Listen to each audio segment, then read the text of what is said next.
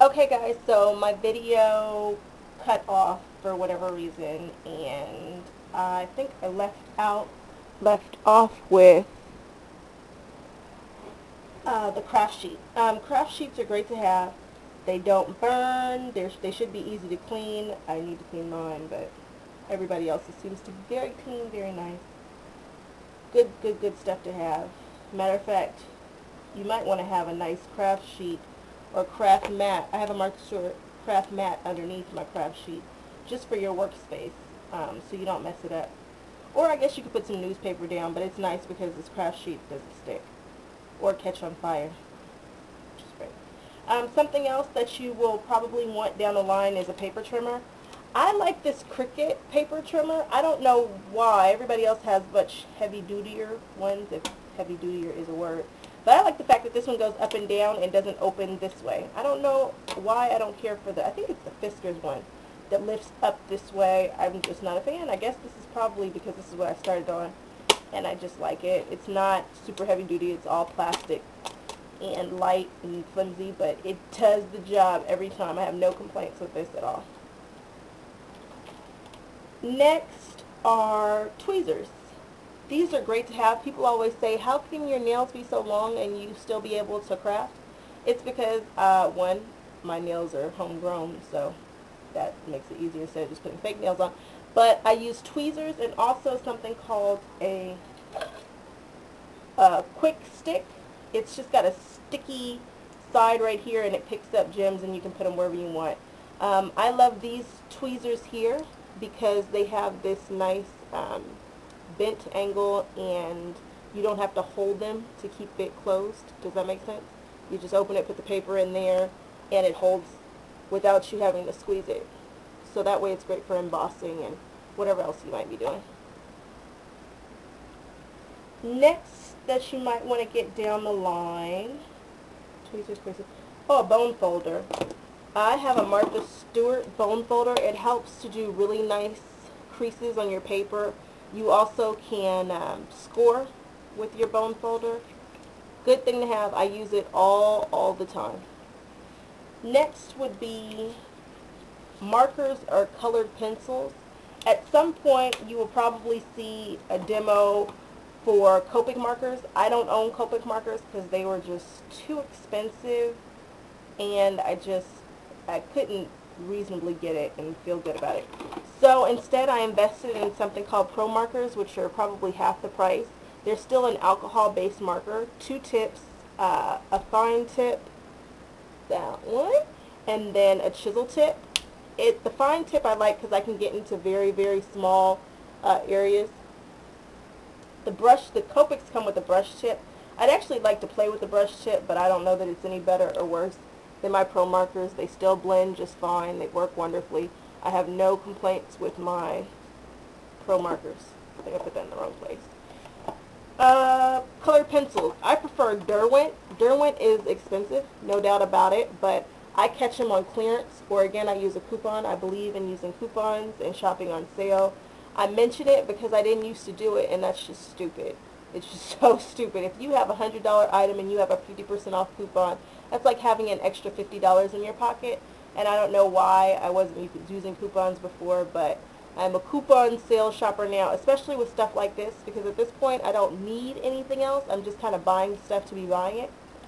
So yeah, you'll want to invest in some colored pencils. I have some that are not so expensive by Artist Loft over there, but these are the Inktense Derwent pencils, and I also have the full set of colored pencils by Derwent.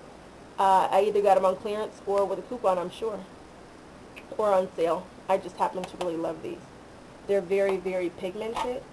You can absolutely use Crayola markers or Crayola colored pencils. I have some Crayola colored pencils around here somewhere too.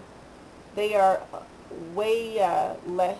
You cannot blend with the Crayola markers the way that you can with alcohol-based markers, but a lot of people have these Bic markers that they swear by, and of course the Copics, which are heavy duty. You're looking at almost between $6 and $7, sometimes a little over $5 per marker, which is just a bit high because there's so many and you need to use them in conjunction with other Copic markers. So I don't know. People have them and they love them, but I love my Pro markers for all the coloring that I do.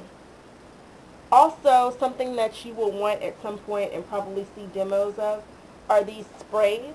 I was just saying that I love Lindy's Stamp Gang Starburst sprays as opposed to Glimmer Mist, which I don't see my Glimmer Mist. It's not near me anymore. They just are so vibrant, so pigmented. The spray cap has never clogged on me, and I don't know how come I didn't mention this. They're like half the price of Glimmer Mist. I happened to have stumbled upon a sale today where the Glimmer Mist was going for $4, but so rare. Usually it's like $6.99 or something for one bottle. Love, love, love Lindy Stamp Gang. It works better. The spray cap does not clog, and it's like $3 for a bottle, which is awesome, awesome, awesome. And they have some sets that are supposed to be money-saving sets. So check them out, Lindy Stamp Gang.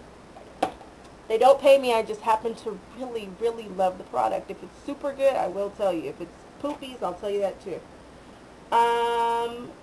Sprays, chipboard. Chipboard is a heavy-duty paper. At some point, it's not a heavy-duty paper, it's chipboard. It's a heavy-duty chipboard. And of course, I don't have any next to me, which is silly because I thought I had everything together. Here's a piece of chipboard that I screwed up, but this is not a good example. I've got to have some better chipboard around somewhere. Here's some chipboard. This is a die-cut piece of chipboard, and this is probably the kind that you would want to start off with if you don't want to cut your own.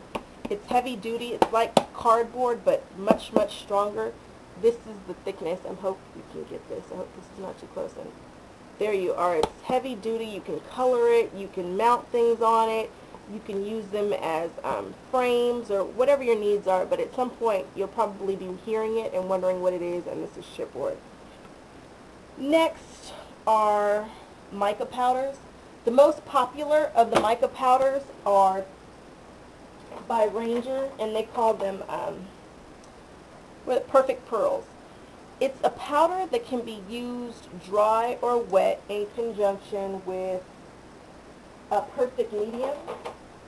And you hear people say, perfect pearls, I use perfect pearls, I use perfect pearls. People add these powders to water and make their own Glimmer Mist, especially if you add like a dye to it, a re-inker, an ink pad re-inker or something of that nature. Or you can use a perfect medium with it, which is basically a clear, sticky ink pad. And you just wipe this stuff over it and then dust off the excess, and you have a really, really shiny, glimmery, pearlescent image. I wish I had done something with Perfect Pearls to show you, but I didn't. But nonetheless, this is what they're talking about. Perfect Pearls. I don't know what color this is. Oh, Perfect Gold. This came in one of their sets. I don't have a ton of them. It's a mica powder, but I think I'm going to switch over to Lindy's Stamp Gang just because all of their stuff is so vibrant and so true in color. I'm just having a ball with their products, so those will probably be my next set of mica powders once I decide that I have to have them. Next thing you'll probably hear about is polymer clay. It's something that I'm new to. They come in, I guess the most popular brands are Sculpey and also Fimo. And then I believe Joann's has their own brand. I know Michael's has a Craft Smart brand. And basically what it is just clay. And you can put the clay in these molds and things like that. These are called flexible molds, and just pop them out. I'm getting ready to do an undersea themed cell phone. So here's one of the dolphins that I made out of, you see it? The dolphin that I made out of one of these molds. And this can be used to create your own embellishments. It's kind of like taking charge of the embellishments that you want to use. I'm just so tired of looking for something and can't find it, so I've decided that I'm going to start sculpting my own and using my own with the Sculpey and the Fimo, and I bought a ton of polymer clay. I try to get this when it's on sale. They'll do, I don't know, 3 for $5 or something like that, which is great when you can catch it. So watch out for these. Also, these are some molds that people use with the polymer clay. I just got these in today. This was from Whisper Fairy at Etsy. But you should check out the things that come out of these, the actual positive that comes out of these. Strip. Acrylic paint. Acrylic paint is cheap and I see more and more people using them with their scrapbook albums and their paper crafting. I have a couple brands that I really like. Basics is the one that I like the most. But recently there was a sale on Craftsmart acrylic paint, so I bought a ton of that, but I really do like the Basics. It's just a heavier body acrylic paint. I love it. It holds texture really well. They're so vibrant. But again, these right here are a little watery. These right here are a little bit thicker. And people have been using and using and using these more and more and more. So I went ahead and grabbed a set, or grabbed every single color of the Basics and also those Craftsmart acrylic paints. And you can apply them with brushes. I mean, they have tons of brushes at Michael's. Or you can apply them with these foam brushes, which I love. And I also got a ton of these on sale. Stamps and stamp pads. I will probably no longer buy stamps the traditional way, the wood ones. I will probably never buy big clunky wood stamps, and this is why. Where do you put these big stamps? How do you store them? I don't have a ton of space. And so luckily they moved from these big, this is one of my favorite stamps. Can you tell it's been loved, well loved. They've moved away from having these big clunky rubber wooden stamps to the acrylic clear stamps that you mount on an acrylic block, to now having these, which is probably the only type of stamp that I will be buying from now on.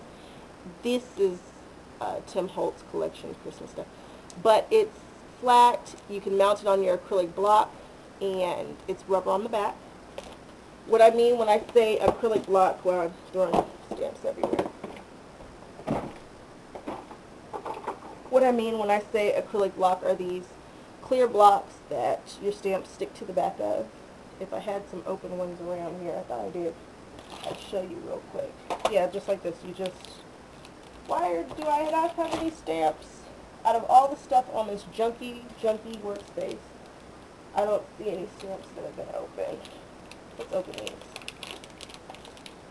What? I thought I had some butterflies. Real quick. You pop these out. They come like this. You peel this off, and bam, you take this side, you plop it down on there, and there you have your stamp. You dip it in your stamp pad, and then you can stamp. This is just a leaf from iClean. Stamp pads. If I were to start off with anything, I'd probably start off with, that's not true, I'd start off with a color box set. I think this is color box. It feels like it's color box. Color box has a bunch of different colors and whatnot, and it's a slow drying ink. It's very, very pigmented. It's not a dye ink. This right here is a dye-based ink. It's more dry. It dries super quickly. It's very, very different than a pigment ink. Pigment inks are probably traditionally used for embossing. When people say that they're embossing an image, it means that they are probably taking a Versamark pad, which is just clear ink, using their stamp, stamping it in there, stamping the image, and then pouring embossing powders on them. These are embossing powders. These are by Stampworks. I have a full set here. So you stamp the ink, then you pour this powder on, shake off the excess, and then hit it with the heat gun. That's what these are, these heat guns that everybody has. It says heat tool. It's just a very, very hot blow dryer. It's way more hot than a blow dryer. And that's what people are doing when they say that they're embossing their images. Or I should say wet embossing, stamp embossing. You can also dry emboss an image. And that's when you use your Cuttlebug or die cut machine to get the raised effect. Can you see the raised alphabet there? I'm hoping